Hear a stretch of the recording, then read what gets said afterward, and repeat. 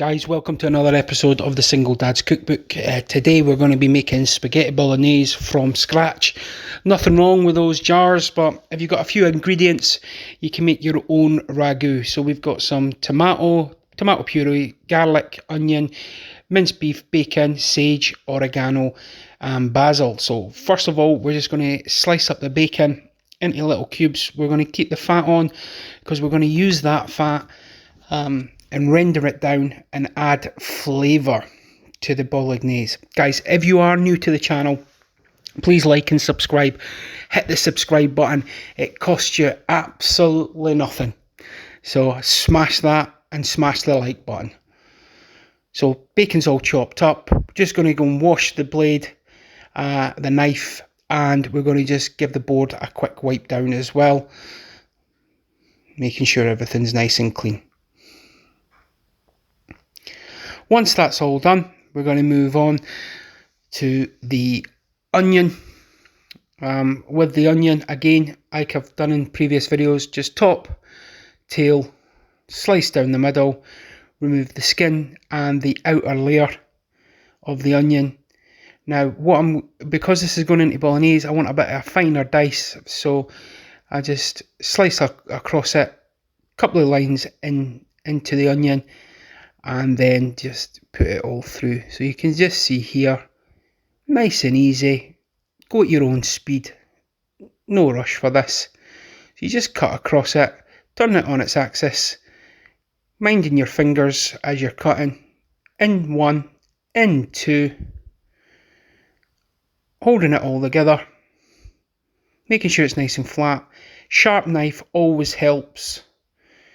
If you've got a sharp knife, it also reduces the chance of you crying while you're cutting onions, because you're not blistering the cells of the onion, you're actually slicing them. And then just repeat that.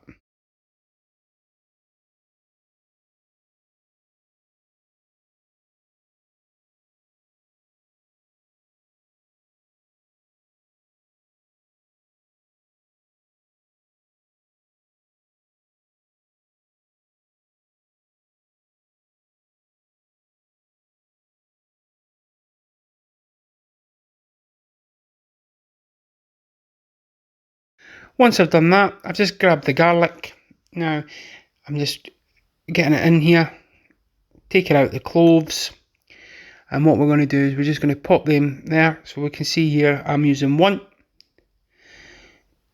2, 3 big cloves of garlic, and I throw in an extra one there for good measure. Now all I'm going to do is just remove the skin, so gentle press down on the side of the blade, gives them a crack. Always make sure you get the flat edge. Heel down of the palm of your hand, makes the skins come off ridiculously easy. Now with these, I'm going to just give them a quick chop up, a slice, because you don't want a big chunk of garlic whilst you're eating your bolognese. So I just thinly slice these.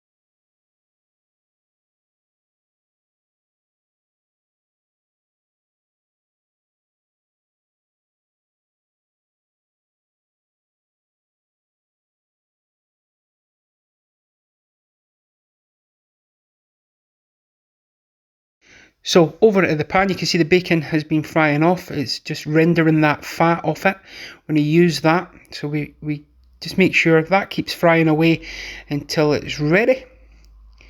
then we add in the other ingredients.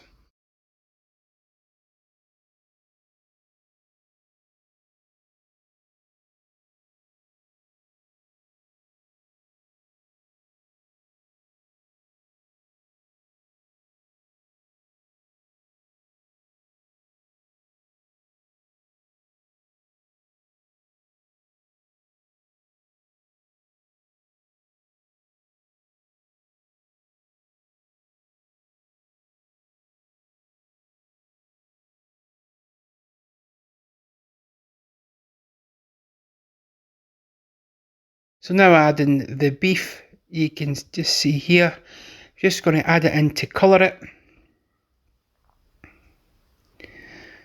Don't put your hand in the pan, guys. I'm just doing that to break it up. I know that the mince on the top's not going to be that hot, but you don't need to do that. Hands are nice and clean. I'm just using it to break up extra chunks. Now all you do is you're just mixing that in, and you're just going to be browning off the mince.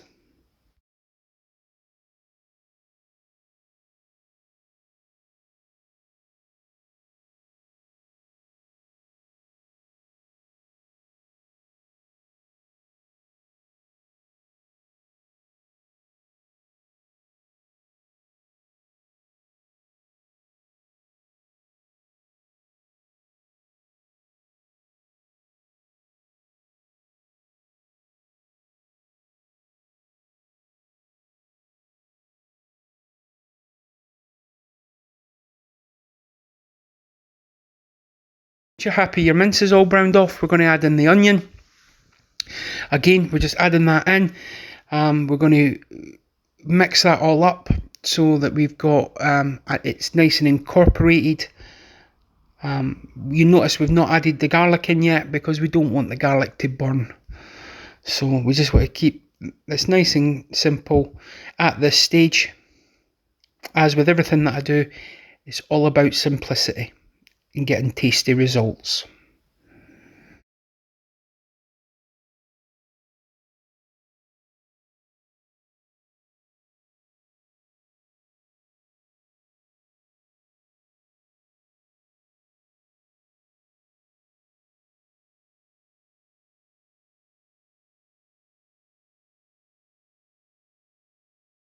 So once that's all mixed in and it's reduced, this is when we now add in the garlic. And what we're also going to now be adding in is the dry herbs. So I have oregano, a liberal dashing of that. We've got basil and sage. So again, I make sure that we put quite a bit in here, and then you're just going to mix it in so the flavour gets all the way through.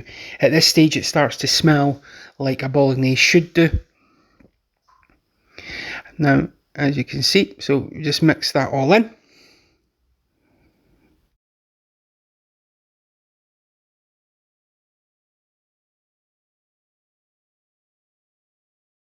So once that's cooked down a little bit, what we're going to do is we're going to add in the tomato puree, a good splooge of that. Now, at this stage, I always mix in the tomato puree, make sure it's there. That is what will give us the nice base of our ragu or Bolognese. So we've mixed all that in. Then what we'll do is we'll just keep going with that. Let that cook through just for a little bit, not long.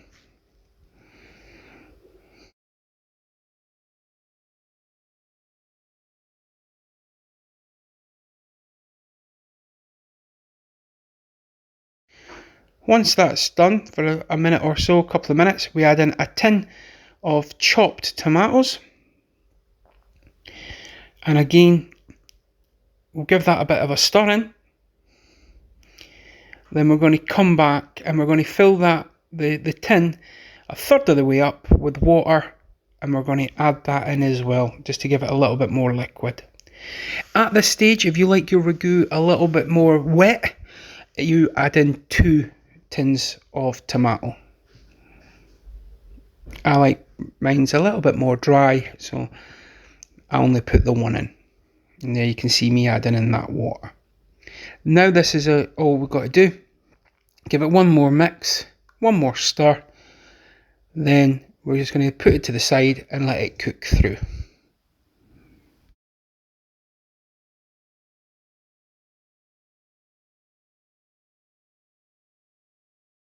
So as you can see here, it's been cooking through a little bit. It's dried down perfectly. If this is a bit too dry, what you can do is add in a little bit more water, but you can see there it's perfect. It's nice and sticky. It's absolutely beautiful. You want to taste it, make sure it's seasoned how you want it to be tasted. I've put the lid on there.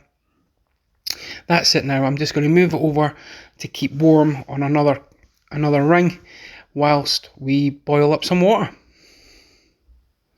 So here we've got the spaghetti pan on with water in it just to boil. We're going to add in some salt, and like all the Italians always tell you, when you're making pasta, you've got to make it so it's like it's cooking in seawater. So we're adding in quite a bit of salt here. Now within adding in that much salt, remember, if you are going to salt the Bolognese, it's all about balancing. So we've got the two pans on there. All we're going to do now is add in the spaghetti, let it cook down. You can have fresh spaghetti, you can have dried spaghetti, whatever you want. I just use normal dry spaghetti and cook it to the cooking instructions.